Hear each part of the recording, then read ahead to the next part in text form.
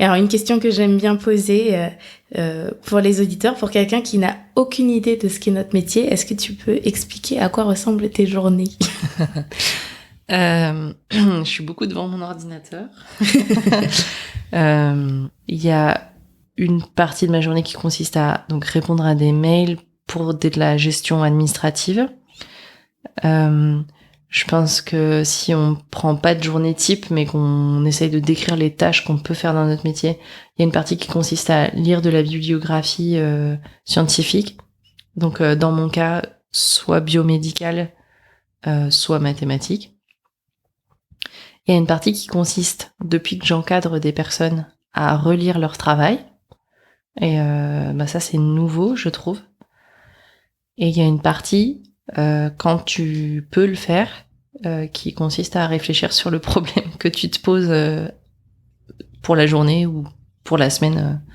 Parce que moi, j'ai plusieurs projets de recherche en parallèle, donc faut que des fois, j'en choisis un et j'essaye d'avancer dessus. Et ça, c'est un peu difficile à expliquer, mais je pense que ça consiste à coucher les idées sur un papier et les tester quand on peut. Et moi, personnellement, j'implémente beaucoup, donc j'écris du code et je l'exécute, je le corrige, etc. Ok. Quelle est la partie de la recherche où tu prends le plus de plaisir? En fait, je l'ai pas dit, mais dans l'encadrement, il n'y a pas que lire le travail des personnes. Il y a aussi discuter avec elles de leur travail. Donc soit avec les personnes soit avec les personnes qu'on encadre, soit avec les personnes avec qui on travaille en collaboration, mathématicien ou biologiste pour mon cas. Je pense que la partie discussion, c'est une de mes parties préférées dans mon travail. L'interaction avec les autres personnes. Ouais, c'est ça, discuter autour d'une problématique pour essayer de faire émerger des idées, dire ah oui mais t'as pas pensé à ça, ça marche pas, ou tu pourrais essayer ça, voilà.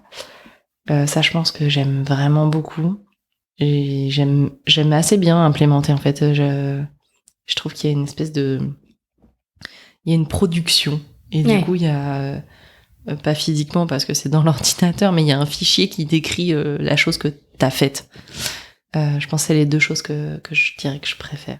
Il y a un point qui m'intéresse, c'est que t'es la première maître de conférence que je reçois. En fait, j'ai reçu que des gens qui étaient chercheurs INRIA, CNRS ou postdoc, donc il n'y avait que des charges de recherche. Du coup, il y a une certaine dualité quand même dans notre métier, parce que on est enseignant-chercheur. Qu'est-ce que tu penses déjà de cette dualité?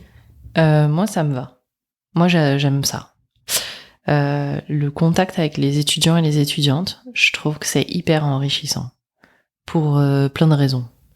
Déjà, ça change les idées quand on est bloqué sur un problème, mais en plus, ça permet, je sais pas comment dire, d'un point de vue de garder un pied dans la société des 20-25 ans. Enfin, je sais pas comment dire, mais nous, on n'a plus 20 ans et je suis plus à la fac et les personnes qui sont devant moi sont pas moi quand j'avais 20 ans.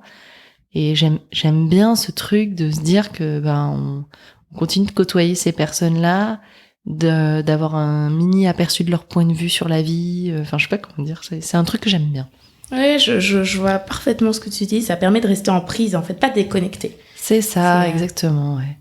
Et l'autre chose, je pense que personnellement, j'aime particulièrement réfléchir à la façon dont je vais expliquer la chose pour la personne qui est en face de moi. L'aspect pédagogique. Ouais. En même temps, tu voulais être prof, donc... Ouais, mais c'est-à-dire que je suis plus à l'aise sur un public qui a du mal, qui est en difficulté, que sur un public qui pose des questions super pointues parce qu'en fait, ils ont déjà tout compris la base. C'est un truc qui m'intéresse moins.